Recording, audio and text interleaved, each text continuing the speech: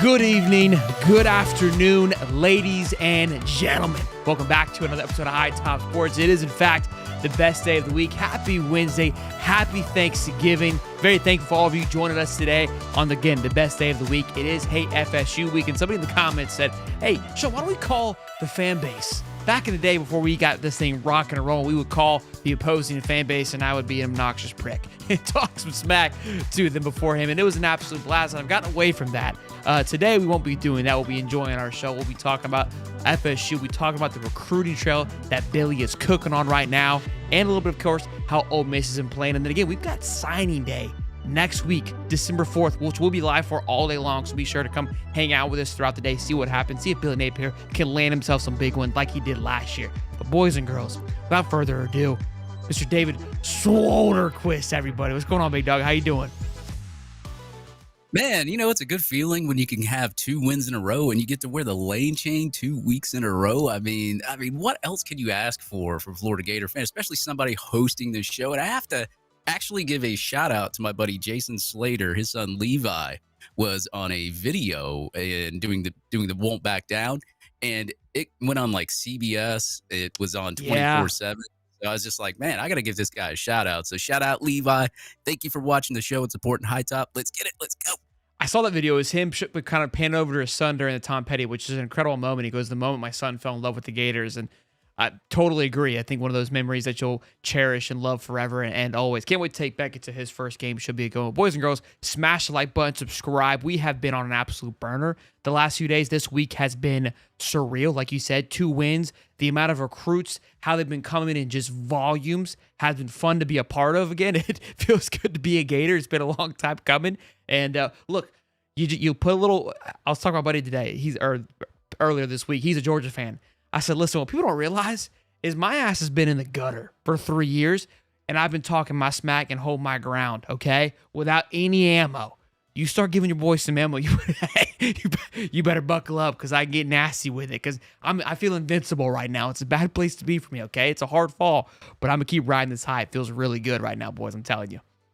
See, well, it's funny because I've been doing the same thing that you have been doing, except you do it on the show. I do it on Twitter. So a lot of those people and those rival fan bases aren't liking me too much right now. The bookmarks are flowing. We got a super chat before the show even started from Jackson Beverly, $20. Thank you for super chat, Jackson Beverly. Then Austin Rogers, $2, says smash the like I smash Holly Mom's Beaver. You know it's going to be a great week when we start off with a mom joke off the rip. And then Nathan Dean, another one, $2, says Solomon French, wee. Dallas TUF will have me lit. Listen, boys, I feel like we do this every year. We start kind of amplifying what could be, what should be, what will be. The wish list gets rolling. We start letting Santa know what we want, and we're like, we're going to get everything. And we usually, I wouldn't say usually, but we don't always get where we want. If we're able to get, I would say, one of these, I would be ecstatic. All 3 of them, like I've said, I might have to come on the show naked because I don't know what I would do with myself. Brian Fisher, $2. FSU getting an ass whooping. Deep fried turkey, hashtag extra slaw, boys and girls. Well, boy, the energy is flowing already, and I love it. Let's dive right into it, boys, because obviously the recruiting trail has been hot on a burner, jumping all the way from 51st to 17 with just in a matter of 30 days, which, Dave, you and I talked about this. I said, hey, there's still time. And you agreed. I think you were more pointing toward a top 10 class, and that is kind of still what seems out of reach, because what people have to keep in mind is although that we're doing some moves, we're flipping some guys, we are making some movement, there's other schools doing the same thing to us. Naishawn Montgomery is one to watch out for. I think it's Louisville and Notre Dame. Jalen Wiggins is being flirted with Notre Dame. Looks like we're holding strong on there, though. Ben Hanks being flirted by Miami. McLeod, defensive lineman, 3-star, looks like, he's like basically what, I can't think of the kid's name that committed to Auburn last year, but basically was like an Auburn commit. Like the last 2 weeks of the year, but just wouldn't announce it until national signing. That's how McLeod's acting, so I assume he is gone. So my reason for saying that is that, hey, we're going to probably lose a few down this stretch in the next 5 days. So keep your eyes open for that. And also, Monday is the quiet period, so nothing after Monday, there won't be much recruiting noise. And if you hear anything, you got to think that it's just people kind of either just a gut feeling. You know how Will Fong's going to drop 19 articles up until the last day that DJ Lag was going to sign elsewhere. But keep in mind, I don't know, there's not much conversation now. I think it might be different for On3, but keep in mind that it is the quiet period. So Just don't get too panicked, okay? These guys are going to be firing out articles to get the clicks going. Nobody writes about Miami, so you won't hear anything about that. Everybody loves to talk about Florida. So I'm preparing the boys now. Just woosah. We'll be live on Wednesday. Come watch the show. We'll be giving it to you, Buck. You know what I'm saying? Yeah, it is going to be a crazy next 2 weeks, especially, I mean, with portal and high school, as you alluded to. I mean, there's going to be kids leaving and coming to Florida, whether it's high school or portal related anyway. So if you get that alert that so-and-so entered the portal and he's transferring, don't worry, because we're probably replacing him with somebody else in the portal come December the 9th, because the portal period starts on the 9th, ends on the 28th. So it's going to be an action-packed month, even when Florida, you get done with their bowl game. And, of course, Florida State just doesn't have one this year. But, when Florida gets done with their bowl game, you will be hopefully more entertained when it comes to the portal, depending on who we get. Obviously, we've heard about the buyout money and what they're going to try to do in the portal. There's been articles. There's been all sorts of things all over the internet. So we're just going to have to wait and see, man. I mean, situations like this, even when you get inside info, even when I do, these situations are so very fluid, especially with NIL. I mean, we've had commitments say that, hey, I'm all Florida. Then at the last second, they go somewhere else just because they got to offer something for somebody else, and vice versa. It's happened to somebody else where they're going to go to so-and-so school and then they come to Florida. So it's just one of those things that, you'll hear the info and you get excited about it, but sometimes this stuff's very fluid and it could be last minute as well. Look, a lot of these guys, Jamie French, Dallas Wilson, Solomon Thomas, my buddy Elliot kind of brought this to fruition that all of them kind of said December 4th. All of them are Gator targets. Could that implement something? Again, that's us reading the tea leaves, right? But my point of saying why they're all waiting until December 4th, keep in mind that day is no longer just a national letter of intent day. It's a contract day where they're signing a financial agreement, is from my understanding. So when you think about it like that, look, there's a huge leverage play, because before they would sign a national letter of intent with a lot of promises and a lot of what could be. And so a lot of them would go, and you saw this kind of maybe happen with Deontay Robinson and Jameer Grimsley. Jameer Grimsley was a little bit different with the Alabama situation, but they get there and maybe the promise isn't fulfilled like they thought it would be. So you see these flips happening. It's a little bit different now because they have to necessarily sign on the dotted line to whatever they do offer them. So they're probably going to play that to the last minute of like, what is the actual offer? So when they sign that paperwork, nobody can back out of it. And that's how my thought process is. Maybe I'm wrong on that, but I think, and look, kudos to those guys. They're 5-star guys, and they also know that everybody's going to play their angle on their best. So they're playing with cards in their pocket. They see what FSU is doing. They see what Oregon, again, somebody who's in for Dallas Wilson, like, will they be extra aggressive? Or if Dallas knows, like, hey, I know I've got Oregon, but will Florida be a little bit extra aggressive if things don't go their way? I think that's what they're playing, as they should. I think, look, if you allow the market to get to that point, then let that ride. So that's... Now, does that panic me as a Florida fan, knowing that we don't have the best track record of laying the wood when it's needed? For sure. Yeah, for sure. We haven't been one to really get excited there at the end and blow our load to make it happen. So those things can still concern you, but also maybe we do go after, because, look, we were able to close on DJ Lagway and LJ McCray, two guys which we've heard since then were being heavily pursued, and it was probably closer and scarier than maybe we wanted to believe, and maybe that it was even led on to believe, even by Wiltfong, even he was hyping it up. I think it may have been pretty close to the end there on a possible flip, but we were able to close. So if we find a guy that we want, we've seen it close on before. Yeah, I think it needs to be changed to like National Auction Day, because that's pretty much what it is when it comes to NIL. And of course, if you're a highly touted recruit, even if you're committed to a school, like it's worth testing the waters towards early signing day, because all those schools are going to be hitting you up last minute with these deals. And we've seen a lot more flips. We've seen a lot more surprising things on National Signing Day because of NIL. And I think that, when you watch it, especially early signing day, there's kids that say that they're going to sign on early signing day, and then they say, oh, I'm going to wait till National Signing Day. So, I mean, some kids get like I guess the cold feet when it comes to some of these, I guess, these schools offering them so much more money. So they're just like, okay, well, I'm going to wait till National Signing Day and see if maybe one of these schools will up the ante and maybe I can go sign with them. But yeah, it's pretty much like an auction right now. I mean, it really is. Absolutely. We got a super chat from Chi-Town. Kane, he says, $2. Dallas Wilson and Ben Hanks major Miami versus Florida. Look, Ben Hanks has definitely been flirting with Miami. looks like Florida kind of made a big push this past weekend with a great performance from that young secondary. And we'll talk about the young team and the young secondary as we get into FSU and then talking about Florida State. I'm getting a little off topic because I do want to talk about this when I'm looking at here the 247 rankings list here in just a minute. But I was putting the show together today and I was getting a little emotional. I was like, this is the last one of the season, boys. I mean, we've got a bowl game, so it kind of extends the season in our head a little bit. I think the playoffs make this season much more elongated than what it would in the past. And obviously we'll have signing day, but this is the last regular season show. This is our last pick'em show too, Dave. I mean, we'll try. I'm sure we'll squeeze it in. I can't say our last pick'em show, but it's the last normalcy of the season. It goes by quick, boys, and I've appreciated all of you guys all season long. I'm very thankful. And again, we got 430 strong on this beautiful Wednesday. Be sure to smash the like button. But right now, here's how this plays out. We've got Georgia at number 1, Alabama at number 2, followed by Ohio State, then Texas, Auburn, LSU, Tennessee. I mean, my golly. But Oregon's sitting there at 8 with only 16 commits. And I say only because they have I think the highest quality rated class. Yeah, they do.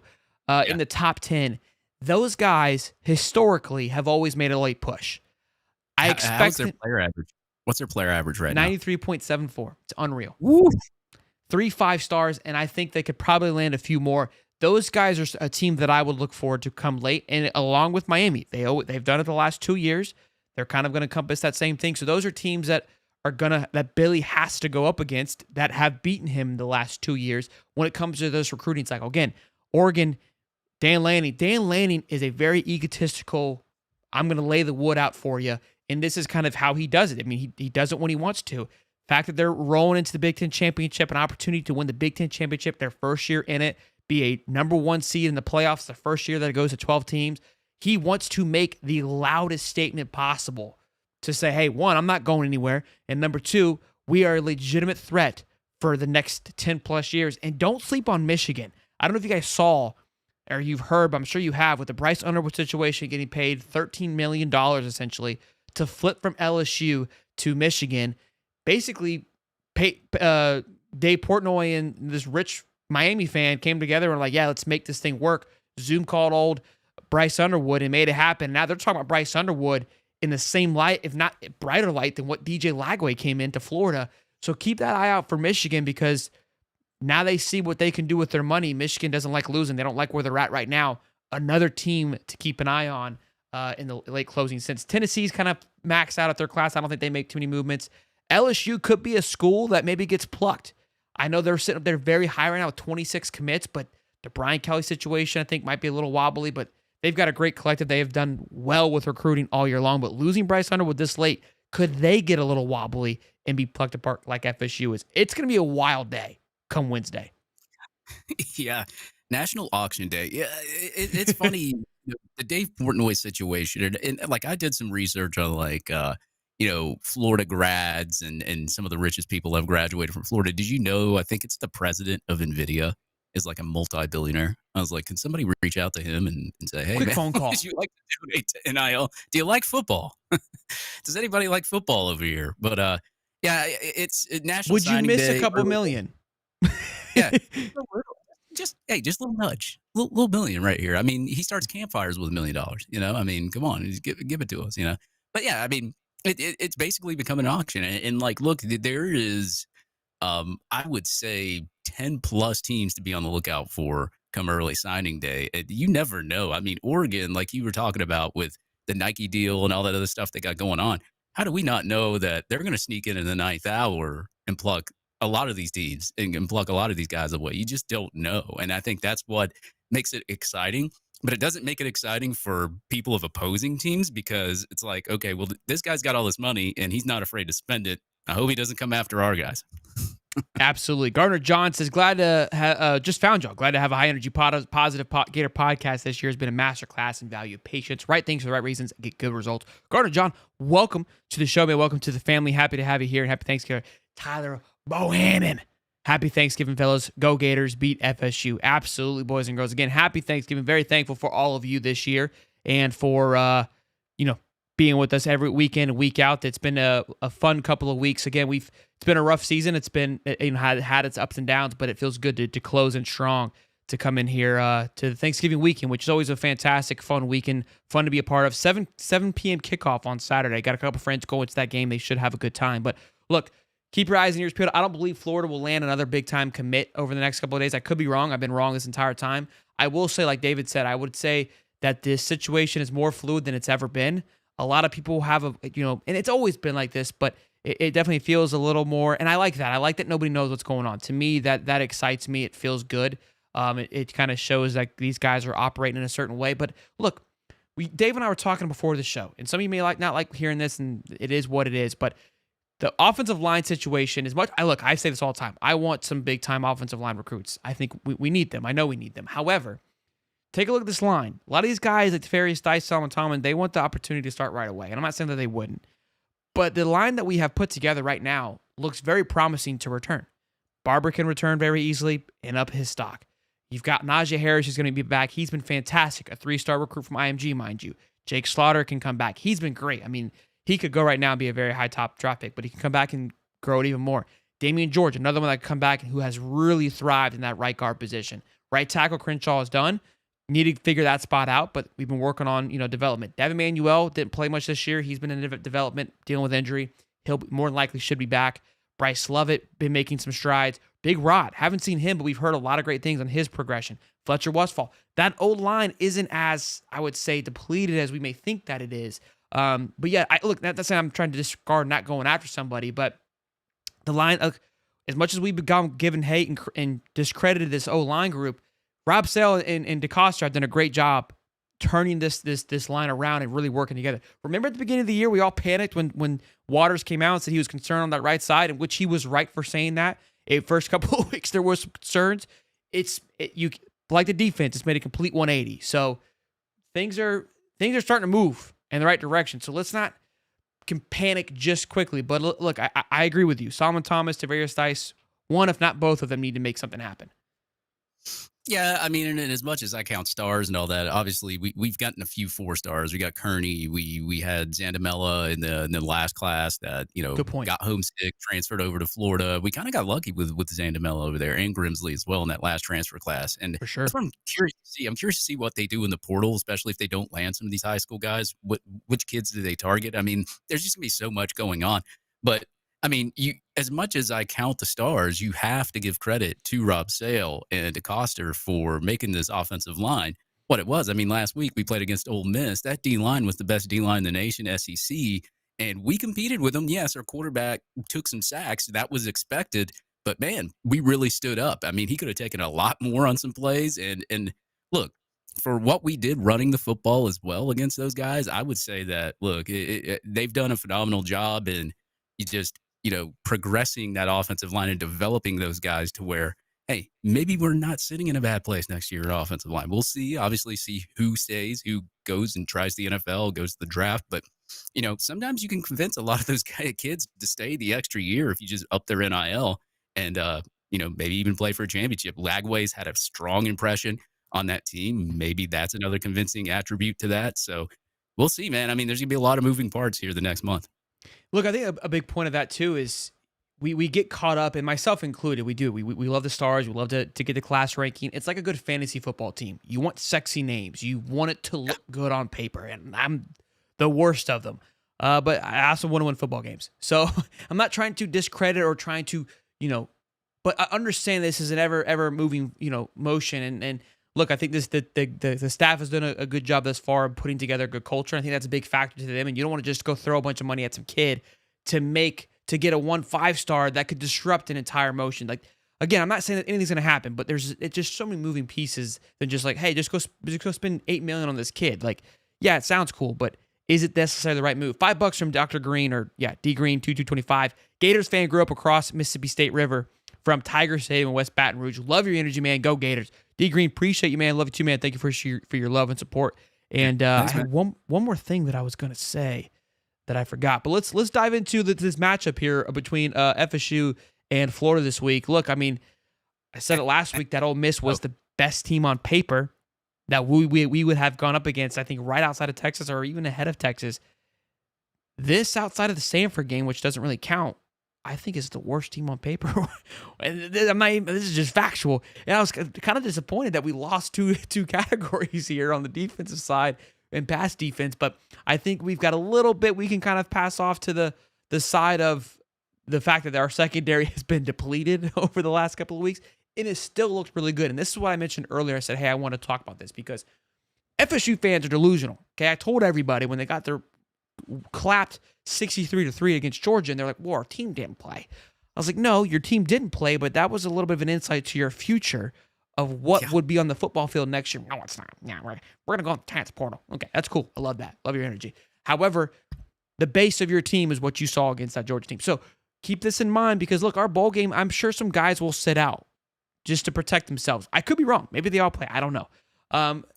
But I don't think we're going to be in bad hands because we're going to be get a good look, a really clear look of where we're headed into next season because that is going to be the team outside of a few starters. Now, there's still some injuries of guys that are going to come back, so it's still going to be a little lighter than what it probably will be going into next season. And again, of course, if we add some guys in the transfer portal. But cool thing I saw as well is Traylon Webb tweeted out, I'll be back.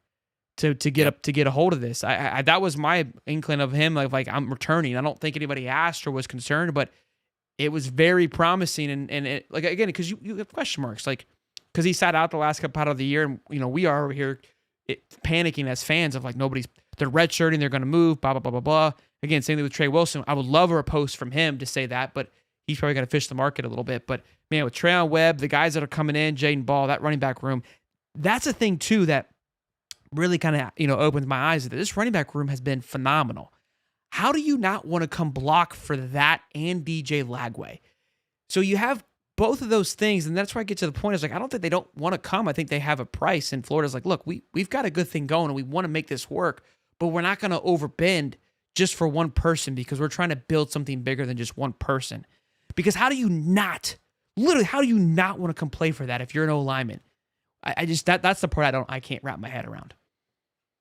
Yeah, I've had one person come to me and he said he's going to wait and see what Florida does in the portal and like this high school class to decide whether he donates to Florida Victorious or not. And I'm just like, ooh, man, I hope they get some good guys because I think that's going to be the case for a lot of people. I mean, look, Florida Victorious still has a lot of money coming in, but of course, NIL struggle when you're losing games, you're not getting guys, they feel like they're wasting their money. Look, we've got some few wins in our pocket. We've got the momentum. We've got Lagway. Win this game against Florida State should be easy. I don't see a way where Florida could lose the game. But if you do win the game, you go to your bowl game, I don't even really think I think it would be good to win the bowl game, but I don't really think it would matter just because it's a meaningless one. But I still want to win. Obviously, that's a goal. But I think, depending on what you do from this month, probably depends on a lot of people saying, hey, man, I might join Florida Victorious, put some money in this thing. You know what I'm saying? For sure. I think the way you close these next couple of days is going to be massive into the momentum that you can double down on. Again, people are tweeting, the media's talking, big media. You've got the Cranes and the Pates and others and Kublik and even Doring. A lot of guys are voting on Coach of the Year or Coach of the Week. Billy's back in good lighting with everybody. He was on the Jim Rome show today. Like the flip that's happened in 2 weeks, the logo has always been big, but it's starting to look extra sexy once again and be cool, which we as fans know it's always been cool, but it had a weird stint for a little bit that people were kind of staying away from it. And look, you got to capitalize on it. It's a very fluid game. I mean, just with FSU right now, I mean, they're in a very scary, slippery slope with the 46th ranking class going the wrong direction. We were 51 with the possibility now, obviously, we moved into the right direction, but these boys are going the wrong way. When I look at this game, everyone's like, all right, it's a rivalry game. It can be a trap game. It's not a trap game. It's a rivalry game. I agree with all those things. Something to keep in mind is that this team has been battle-tested week in and week out. And I said this going to Ole Miss. This game was never going to be a one they walked into and slept on. I don't think that it is now, even given the schedule of FSU. It's a young team that has a lot to prove. They know that. I think this game is just another business week. And Billy Napier said about DJ Lagway, the way that he carries himself from game to game, like it's surreal. And that is infectious amongst the team.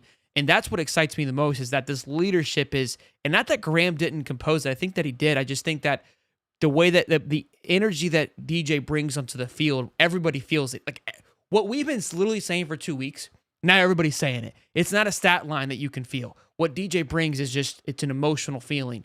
And so this game is personal. This isn't like, oh, let's just go sleepwalk FSU. This team's tired of losing 2 years in a row now.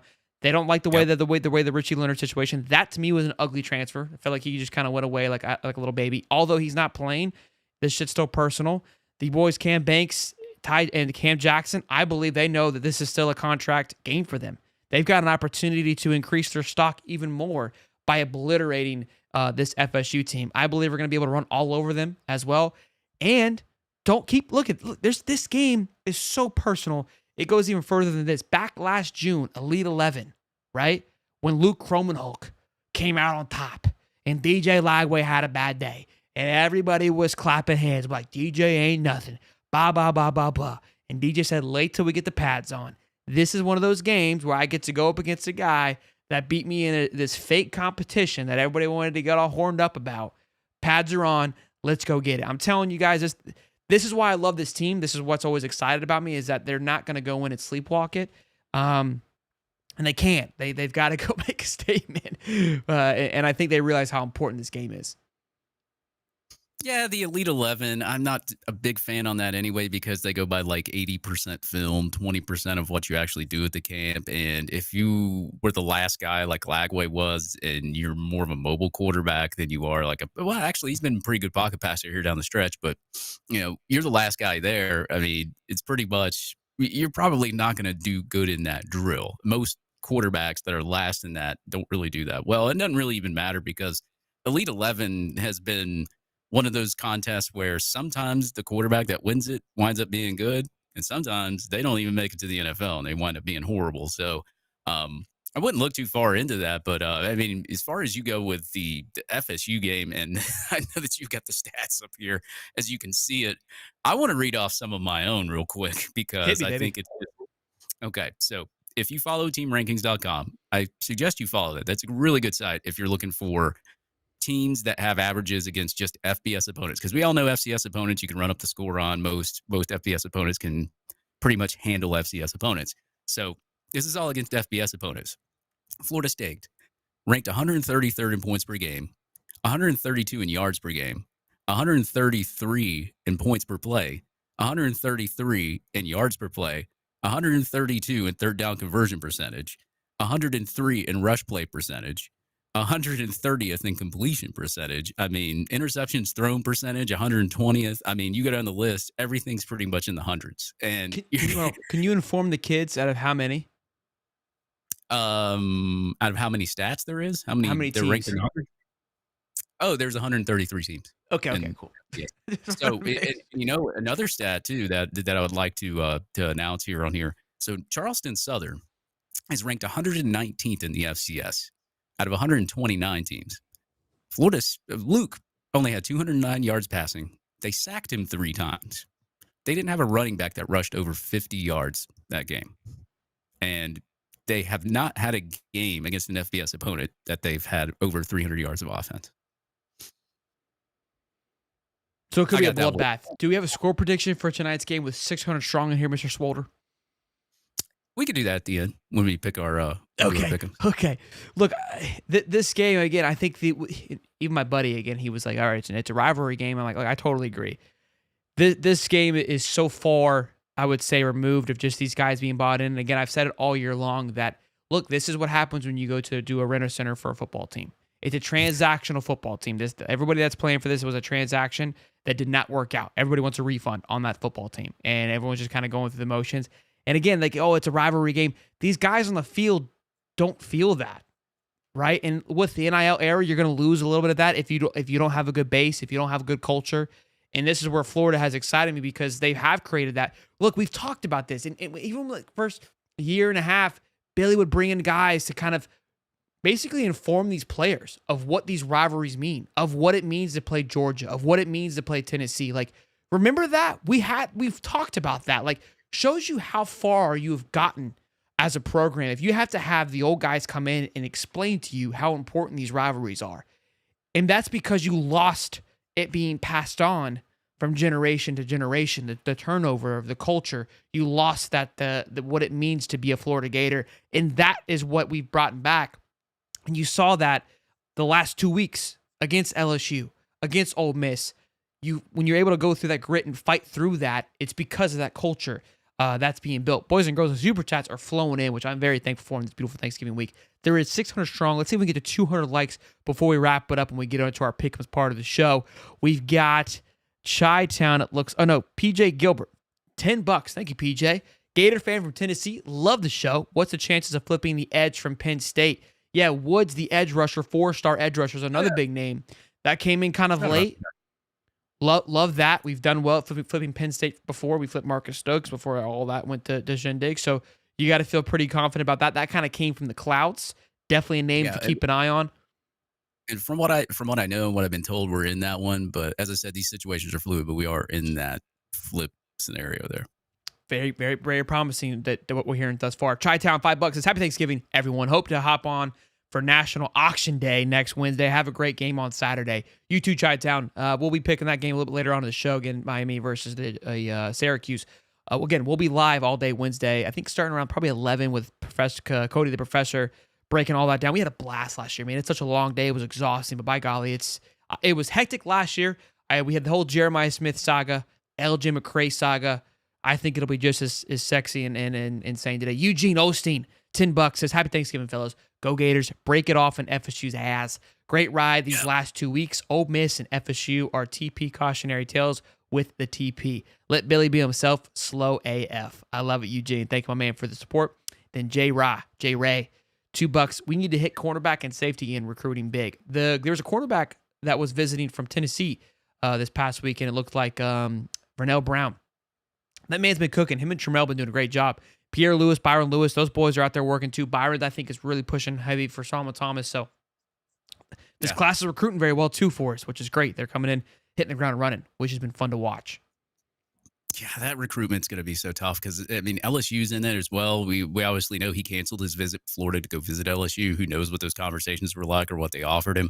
On top of that, we don't know what the conversations were like with Solomon Thomas on our end. On top of everybody from Florida State trying to recruit him here as well. Does he want to play with all of his friends? Does he want to go for the money? We don't know. He'll be at FSU this weekend.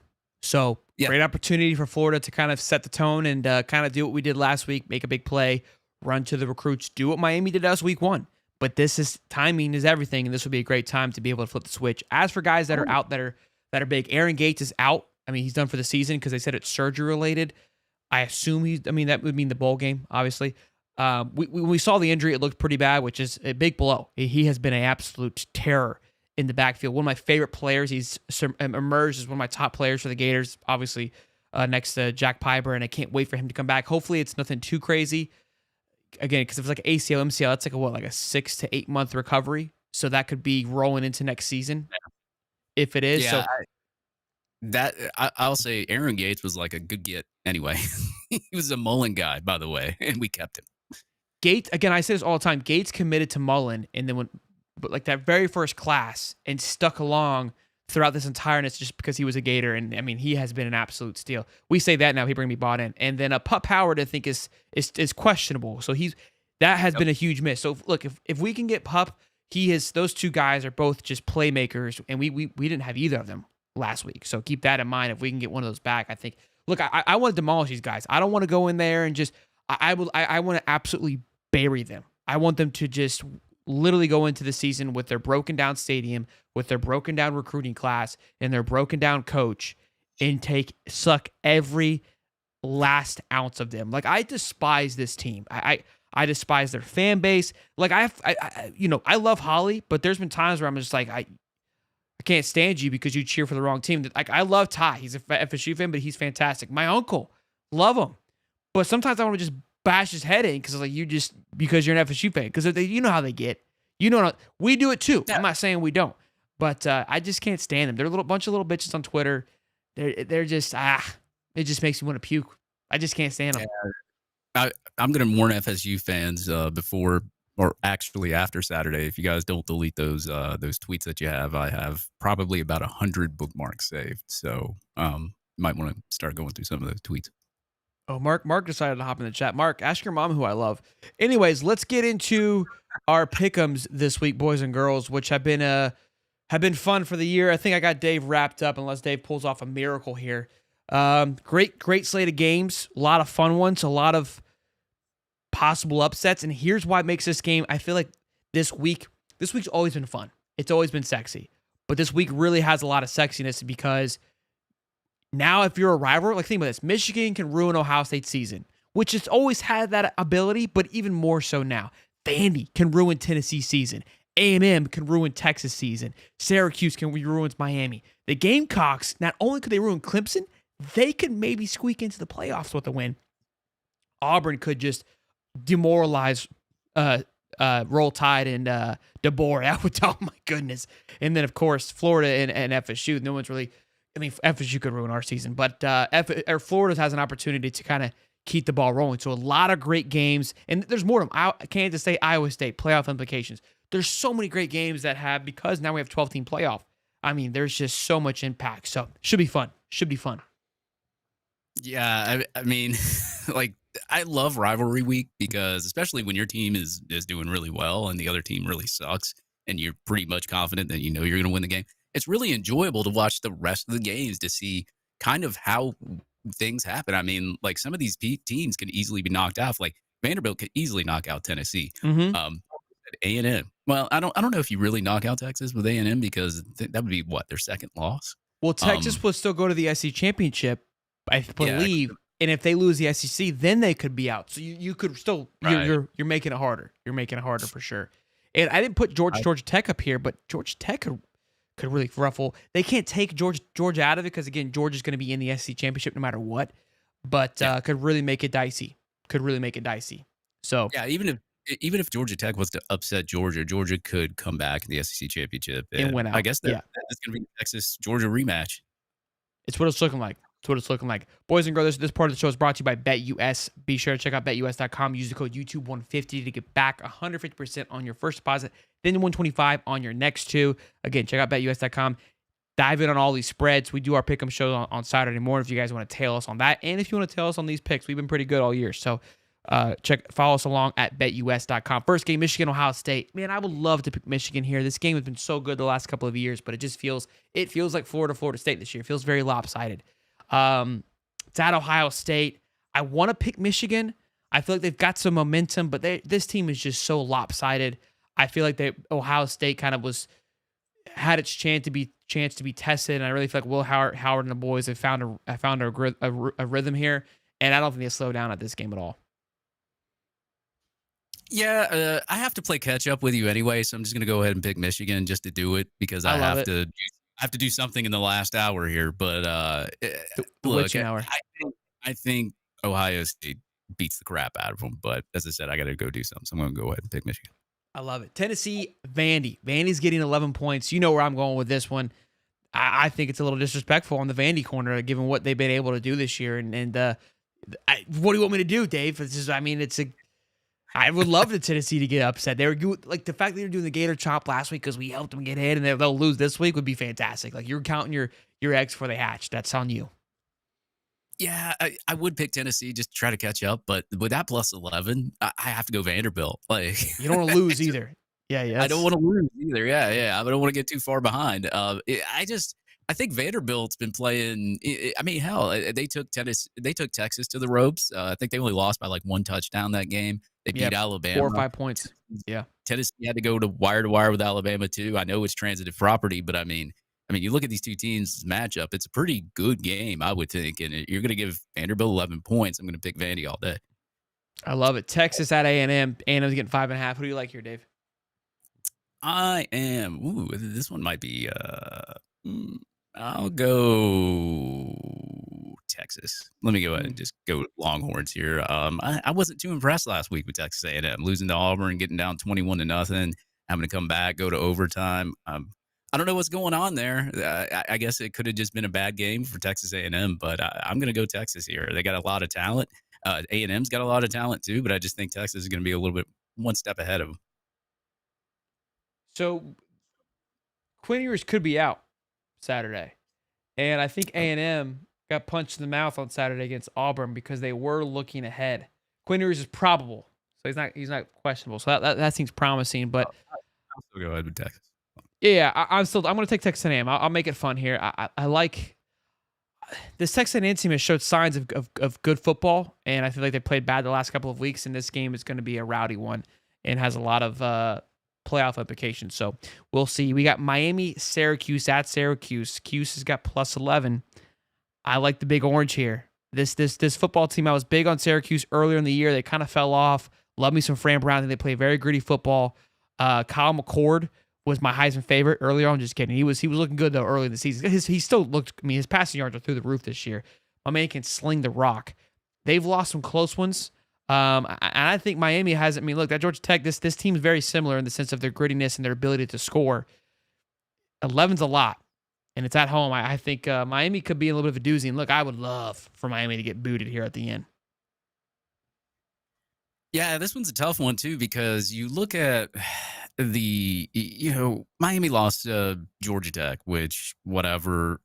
They've been in games to where they shouldn't have been in games to where like you fall behind to Cal, you come back, you win that one, you barely beat Virginia Tech. Syracuse can toss to sling the football. I mean, their quarterback's almost got 4,000 yards. Now, they do throw a lot as well. He's got 522 attempts, so that's a lot of attempts.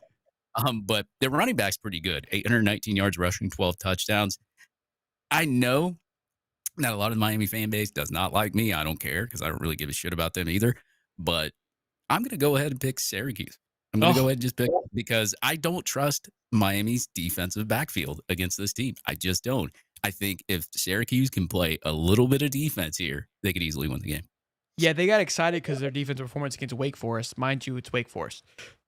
So they haven't shown us a promising defense yet. They struggled until the end, and Wake Forest is 4-6. We'll see. Clemson, Gamecocks. Again, this game, in my opinion, has the potential to be the biggest game of the week because of what it could mean for both teams. Both teams, in my opinion, have a playoff spot on the line here. Depending on what happens around them, I think some things have to go right and wrong for both teams. But you win and you're alive. You're looking. There's a possibility here, and if you're Shane Beamer and you've got an opportunity to take down Clemson in a big time rivalry game, it's going to be spicy. They've looked really good. Clemson's looked good at times too. It's going to be fun. I like Clemson here. I'm going to stick with the SEC, but also because I want the SEC. And look, I know. I'm a homer when it comes to the SEC, and obviously this battle with Danny Cannell and things like that. The Georgia Tech one, I'm kind of like 50-50. I would love for Georgia to fall, but if they fall, then I got to hear about this ACC nonsense. It's like, it's a lose-lose. I like us to keep a strong hold in there. So I'm taking the Cox here. Yeah, I'm surprised that spread's only plus 2.5. I think if it were me, I would be picking South Carolina, but I have to catch up with you, so I'm going to go Clemson on this one. Because I think maybe Clemson could pull it off, but I don't see it. We got Roll Tide at Auburn. Auburn's getting +11.5. Again, another interesting one. Auburn found some juice last week. Who do you like here, big guy? And that game is always so close. I'm going to Auburn. It's Alabama, mind you. Alabama did not impress me last week. They're very up and down. Auburn, they beat one of the best teams in the SEC last week. They're playing with momentum. Their defense has been playing pretty good lately. I'm going to go with Auburn. This game, like I want to go to this game one time. This game's always close. For some reason, it is always close. It's mayhem, and I think the Boar and those boys are a little shooketh. And I like. I'm sorry, I know you're trying to get points here, Dave, but I like the Tigers too. I had my plan to go all the way down the right side, and here we are, the last game of the season. I haven't picked against my boys all year long, and I think I've done pretty well with the spread. Even though I know we've lost 5 games with the spread, I think Florida's better off in the spread than they are with winning games this year. So I know a lot of people won some money on over 4.5 and over 5.5. Y'all need to be thanking Billy. I know our boy Bozeman, he cashed out big. So the Gators paid vets and families this year, and we're thankful for that. Hopefully you guys use BetUS to feed your family. But Dave, who do you got here? I mean, listen, what are we doing? You're not catching up on this one, big guy. This needs to be a complete ass whooping. I'm not even going to let you say anything. What's the score prediction, though? You owe me that. Yeah, I was going to say I need to catch you on points, but there's no way in hell I'm picking Florida State down there. Look, if you get the 3 right, I think it's going to be close. Go ahead. Sorry. I think we put up over 50 at least. I think 52. I'll go 52-13. If we don't put 50, everyone's gonna be pissed, Dave, because you said that. But it might look like the Orange Bowl. It might be 63-3. We don't know. What I would give what I would give. Boys and girls, nice little compact show today. Again, I got family here that we're all hanging out with, having a great time. So be sure to smash the like button, subscribe. Love you guys. Very thankful. Happy Thanksgiving. Like, I'm getting a little emotional because, again, it's the end of the regular season. We still have so much to talk about. December is always electric. We've got recruiting. We've got portal. We've got a bowl game to talk about. That'll be a big part of the conversation of next week of who are we playing. That has been we're playing 19 different teams. Like, I was going to talk about it. The projections changed 47 times in 3 days. Like, this is gross. Just stop tweeting it. I'm tired of seeing it. But we'll talk about all of it. Very thankful for all of you, all 23,000 subs that you guys continue to show up. Love Thanksgiving. If you guys have an open seat, invite someone to come over, hang out with you guys. Again, I can't express how thankful and loving I am to have all of you always tune in, to show your love, saying hey when you see me and Dave at the Swamp.